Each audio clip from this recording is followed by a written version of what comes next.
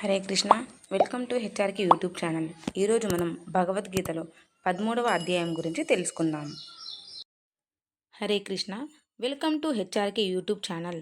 ఈరోజు మనం భగవద్గీతలో 13వ అధ్యాయం గురించి తెలుసుకుందాం. 13వ అధ్యాయము క్షేత్రాజ్ఞ విభాగ యోగము. అర్జునుడు ఇలా అన్నాడు: ఓ కేశవ, ప్రకృతి మరియు పురుషుడు అంటే ఏమిటి? క్షేత్రం మరియు క్షేత్రజ్ఞుడు అంటే ఏమిటి అని తెలుసుకోగోరుచున్నాను. నిజమైన జ్ఞానము ఏమిటి మరియు అటువంటి జ్ఞానము యొక్క లక్ష్యము ఏమిటి అని కూడా తెలుసుకోగోరుచున్నాను.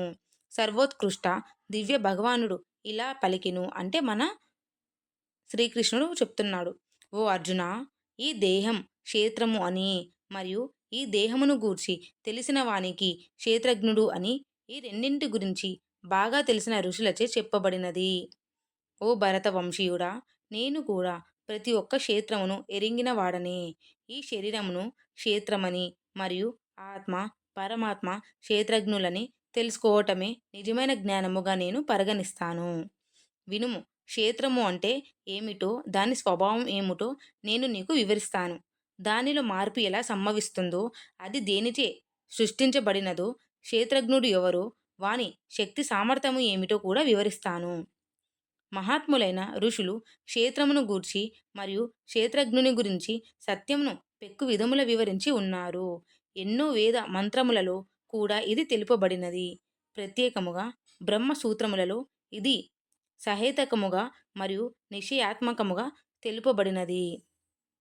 పంచమహాభూతములు, అహంకారము, బుద్ధి, అవ్యక్త మూల ప్రకృతి, 11 ఇంద్రియములు, 5 జ్ఞానేంద్రియములు, 5 కర్మేంద్రియములు, మనస్సు మరియు 5 ఇంద్రియగ్రాహ్య విషములతో ఈ యొక్క క్షేత్రము కూడి ఉన్నది. వాంఛ మరియు ద్వేషము, సంతోషము మరియు దుఃఖము, శరీరము, చైతన్యము, మనోబలము ఇవన్నీ కలిపి క్షేత్రం మరియు దాని మార్పులు అనబడతాయి. నమ్రత, దంభము లేకుండా ఉండుట, అహింస, క్షమాగుణము, సరళత, గురుసేవ, శరీర మనస్సుల పరిశుద్ధత, నిశ్చల బుద్ధి, ఆత్మ నిగ్రహము, ఇంద్రియభోగ వస్తు విషయములపై అనాసక్తి, అహంకారము లేకుండుట, జన్మ మృత్యు జర వ్యాధుల దురవస్థను గుర్తు చేసుకోవడం, మమకార రాహిత్యం, భార్య భర్త పిల్లలు ఇల్లు వంటి వాటిని అంటుకుని లేకుండా ఉండుట, జీవితంలో అనుకూల లేదా ప్రతికూల పరిస్థితుల్లో సమత్వ బుద్ధితో ఉండుట, నా పట్ల నిశ్చలమైన మరియు అనన్య భక్తి కలిగి ఉండుట, ఏకాంత ప్రదేశాల్లో ఉండటానికి ఇష్టపడుట మరియు ప్రాపంచిక సమాజం పట్ల అనాసక్తి, ఆధ్యాత్మిక జ్ఞానములో అంచంచల విశ్వాసం మరియు పరమ సత్యముకై తత్వన్వేషణ ఇవన్నిటిని నేను జ్ఞానముగా పరిగణిస్తాను మరియు వీటికి వ్యతిరేకమైనవే అజ్ఞానము అని అంటాను. అర్జునుడు అడుగుతున్నాడు, క్షేత్రం అంటే ఏంటి, క్షేత్రజ్ఞుడు అంటే ఏంటి అంటే, క్షేత్రము అంటే బాడీ, ఆ బాడీలో ఉన్న ఆత్మని తెలుసుకున్నవాడే క్షేత్రజ్ఞుడు. ఇవన్నీ నాకు తెలుసు, ఏది జ్ఞానము ఏది అజ్ఞానము అనే దానికి నేను ఇప్పుడు వివరిస్తున్నాను అని చెప్తున్నాడు కృష్ణుడు అర్జునుడితో. ఏది తప్పకుండా తెలుసుకోబనడాలో దాన్ని నీకు ఇప్పుడు నేను తెలియజేస్తాను. అది తెలుసుకున్న తర్వాత వ్యక్తి అమరత్వం పొందుతాడు. అదియే సత్ అసత్లకు అతీతముగా ఉండే ఆదరహిత బ్రహ్మన్. సర్వత్రా ఆయన చేతులు, పాదములు, కన్నులు, శిరస్సులు మరియు ముఖములు ఉన్నాయి. ఆయన చెవులు కూడా అన్ని ప్రదేశాలలో ఉన్నాయి. ఎందుకంటే ఆయన ఈ జగత్తు అంతా నిబిడీకృతమై ఉన్నాడు. ఇంద్రియ వస్తు విషయములను అన్నిటినీ ఆయన గ్రహించగలిగిన ఆయన ఇంద్రియరహితుడు. ఆయనకు దేని పట్ల కూడా మమకారానుబంధము లేదు. అయినా ఆయనే అన్నింటినీ సంరక్షించి పోషించేవాడు. ఆయన నిర్గుణుడు అయిన ప్రకృతి త్రిగుణములకు భోక్త ఆయనే. ఆయన సమస్త చరాచర భూతముల బయట మరియు లోపల కూడా స్థితమై ఉన్నాడు. ఆయన సూక్ష్మమైన వాడు కాబట్టి ఆయనను మనం అర్థం చేసుకోలేము. చాలా దూరంగా ఉన్నాడు, కానీ చాలా దగ్గరగా కూడా ఉన్నాడు. ఆయన వివరించుటకు వీలులేనివాడు అయినా సర్వ ప్రాణులలో వేర్వేరుగా కనిపిస్తూ ఉంటాడు. ఆ పరమేశ్వరుడే సమస్త భూతములకు ప్రాణులకు సంరక్షకుడు, పోషకుడు, లయకారకుడు మరియు సృష్టికర్త అని తెలుసుకొనుము. అన్ని ప్రకాశవంతమైన వాటిల్లో ప్రకాశానికి మూలము ఆయనే. మరియు ఆయన అజ్ఞానపు చీకటికి పరమ అతీతుడు. జ్ఞానము ఆయనే, జ్ఞాన విషయము ఆయనే, మరియు జ్ఞాన లక్ష్యము ఆయనే. ఆయన సమస్త ప్రాణుల హృదయములలో స్థితుడై ఉంటాడు. ఈ ప్రకారముగా నీకు క్షేత్రం యొక్క స్వభావమును, జ్ఞానం యొక్క అర్థమును మరియు జ్ఞాన విషయమును నేను తెలియచేశాను. నా భక్తులు మాత్రమే దీనిని యథార్థముగా అర్థం చేసుకోగలరు. అలా చేసిన పిదప వారు నా దివ్య స్వభావమునే పొందుతారు. ప్రకృతి, భౌతిక ప్రకృతి మరియు పురుషుడు, ఆత్మలు రెండూ కూడా అనాది అయినవి, సనాతనమైనవి. శరీరంలోని అన్ని మార్పులు మరియు ప్రకృతి త్రిగుణములు కూడా భౌతిక శక్తిచే సంభవిస్తున్నాయని తెలుసుకొనుము. సృష్టి యందు కార్యమునకు కారమునకు భౌతిక శక్తియే హేతువని, సుఖ దుఃఖములకు అనుభూతి చెందుటలో జీవాత్మయే బాధ్యుడు అని చెప్పబడినది. ఎప్పుడైతే ప్రకృతిలో భౌతిక శక్తిలో స్థితమై ఉన్న పురుషుడు త్రిగుణములను సుఖించదలిచాడో వాటి పట్ల మమకార శక్తియే ఆ జీవాత్మకు ఉన్నతమైన జన్మ మరియు నీచ జన్మలకు కారణమగును. దేహము ఎందే ఆ సర్వోన్నత భగవానుడు కూడా ఉంటాడు. ఆయన సర్వసాక్షి, సర్వనియామకుడు, ధరించి పోషించేవాడు, అలౌకిక భోక్త, సర్వోత్కృష్ట నిర్వాహకుడు మరియు పరమాత్మ అని చెప్పబడతాడు. పరమాత్మ, జీవాత్మ, భౌతిక ప్రకృతి మరియు ప్రకృతి త్రిగుణముల మధ్య సహచర్యముల గురించి యథార్థమును అర్థం చేసుకున్నవారు మళ్ళీ ఇక్కడ పుట్టరు. వారి ప్రస్తుత పరిస్థితి ఎలా ఉన్నా వారు విముక్తి చేయబడతారు.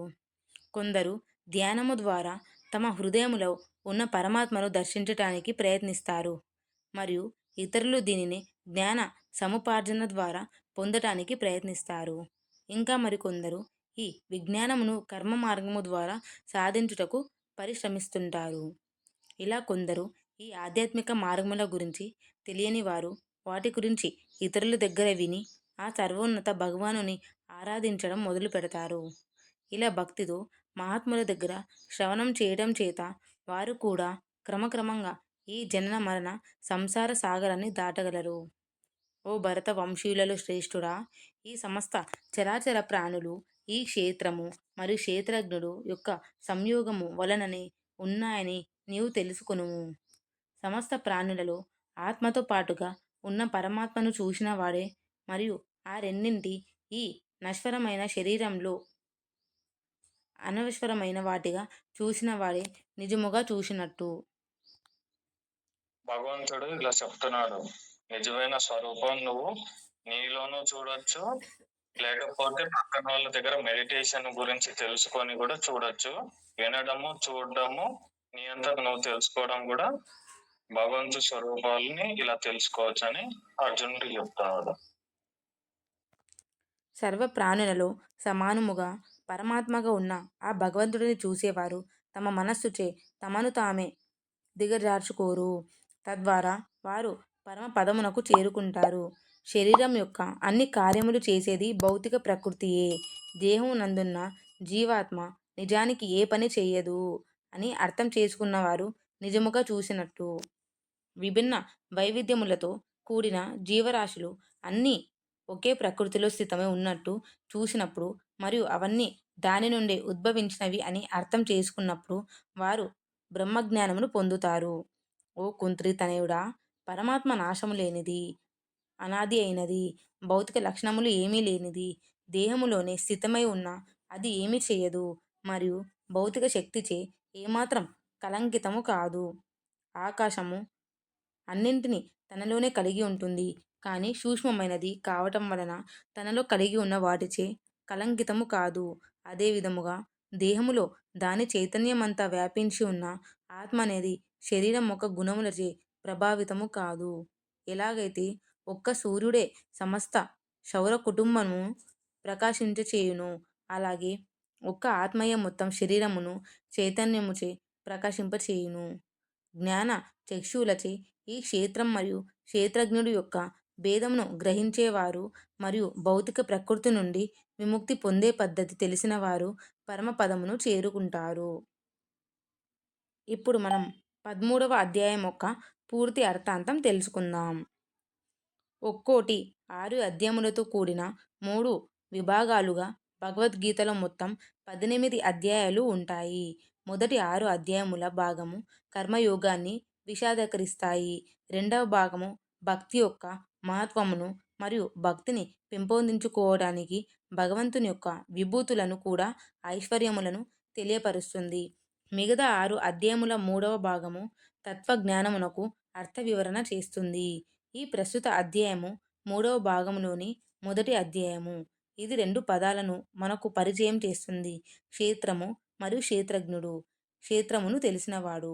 క్షేత్రము అంటే ఈ శరీరము అని మరియు క్షేత్రజ్ఞుడు అంటే అందులో ఉండే ఆత్మ అని అనుకోవచ్చు. కానీ ఇది విషయాన్ని చాలా సరళీకరణం చేసినట్టే. ఎందుకంటే క్షేత్రము అంటే దానిలో చాలా ఉంటాయి: మనస్సు, బుద్ధి మరియు అహంకారము మరియు మన వ్యక్తిత్వంలో ఉండే భౌతిక శక్తి యొక్క అన్ని అంశములు. ఈ బృహత్ నిర్వచనంలో ఆత్మ తప్ప మన వ్యక్తిత్వమును నిర్వహించే మిగతా అన్ని అస్తిత్వాలను కలిపి శరీర క్షేత్రము అనవచ్చు. జీవాత్మను క్షేత్రమును తెలిసినవాడు లేదా క్షేత్రజ్ఞుడు అంటారు. ఎలాగైతే ఒక రైతు తన క్షేత్రములో విత్తనములు వేసి దాని నుండి పంటను పొందుతాడో, అదేవిధంగా మన శరీరం అనే క్షేత్రములో మంచి లేదా చెడు తలంపులు మరియు కార్యములు వేసి తద్వారా మన భవిష్యత్తుని పొందుతాము. బుద్ధుడు ఇలా వివరించాడు: మన ప్రస్తుత స్థితి మన ఆలోచనల, తలంపుల ఫలితమే. అది మన తలంపుల మీదనే ఆధారపడి ఉన్నది మరియు అది మన ఆలోచనలతోనే తయారు చేయబడినది. కాబట్టి మన ఆలోచనలు ఎట్లా ఉంటే మనం అట్లనే అవుతాము. ప్రఖ్యాత అమెరికన్ తత్వ విచారకుడు రాల్ఫ్ వాల్డో ఎమర్సన్ ఇలా అన్నాడు: ప్రతి పని యొక్క వెనుక మూల కారణం ఒక ఆలోచన ఉంటుంది. అందుకే మన క్షేత్రమును మంచి ఆలోచనలు మరియు చర్యలతో ఉంచుకునే కళను మనం నేర్చుకోవాలి. దీనికి క్షేత్రం మరియు క్షేత్రజ్ఞుడు యొక్క తేడాను స్పష్టంగా చూపించే జ్ఞానం అవసరము. ఈ ప్రస్తుత అధ్యాయములో శ్రీకృష్ణుడు ఈ యొక్క విషయంపై విస్తారమైన విశ్లేషణను అందిస్తున్నాడు.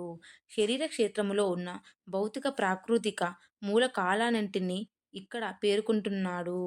భావాలు, ఉద్వేగాలు మరియు మానసిక స్థితుల రూపాల్లో క్షేత్రములో జనించే మార్పులు, కదలికలను ఆయన వివరిస్తాడు. క్షేత్రమును పవిత్రం చేసి దాన్ని జ్ఞాన దీపముచే ప్రకాశం చేసే గుణములు మరియు లక్షణములను శ్రీకృష్ణుడు పేర్కొంటాడు.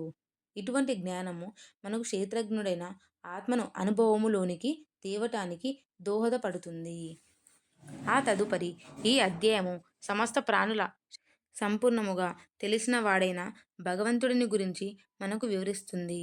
ఆ సర్వోన్నత భగవానుడు ఒకే సమయంలో పరస్పర విరుద్ధమైన లక్షణములను కలిగి ఉంటాడు. అంటే ఒకే సమయంలో విరుద్ధమైన గుణములను కలిగి ఉండడం. అందుకే సృష్టిలో సర్వవ్యాపిగా ఉంటాడు మరియు సర్వభూతముల హృదయములలో కూర్చొని కూడా ఉంటాడు. కాబట్టి అందుకే ఆయన సమస్త ప్రాణులకు పరమాత్మ. ఆత్మ, పరమాత్మ మరియు భౌతిక ప్రకృతులను వివరించిన పిదప శ్రీకృష్ణుడు జీవరాశులు చేసే పనులకు వీటిలో ఏది కారణమో వివరిస్తాడు. మరియు అంతేకాక స్థూలంగా ఈ ప్రపంచంలో కారణము మరియు కార్యములకు ఏది మూలము కూడా వివరిస్తాడు. ఎవరైతే వీటిని స్పష్టంగా వేర్వేరుగా చూడగలుగుతారో మరియు సరిగ్గా నిశితంగా కార్యము యొక్క కార్యములను చూడగలరో వారే నిజముగా చూసినట్టు, వారే నిజముగా జ్ఞానములో స్థితమై ఉన్నట్టు. వారు ప్రతి ప్రాణిలో ఉన్న పరమాత్మను గమనించగలరు మరియు తమ మనస్సుచే తమని తామే నీచ స్థాయికి దిగజార్చుకోరు. విభిన్నమైన జీవరాశులు ఒకే ప్రకృతి యందు స్థితమై ఉన్నట్టు చూడగలరు. సమస్త సృష్టిలో అంతర్లీనంగా వ్యాప్తమై ఉన్న ఒకే ఒక ఆధ్యాత్మిక అస్తిత్వంను చూడగలిగిన తరుణంలో వారు బ్రహ్మజ్ఞానమును పొందుతారు. మీకు ఈ వీడియో నచ్చితే లైక్ చేయండి, షేర్ చేయండి, కామెంట్ చేయండి. జై శ్రీరామ్ అని. Thank you.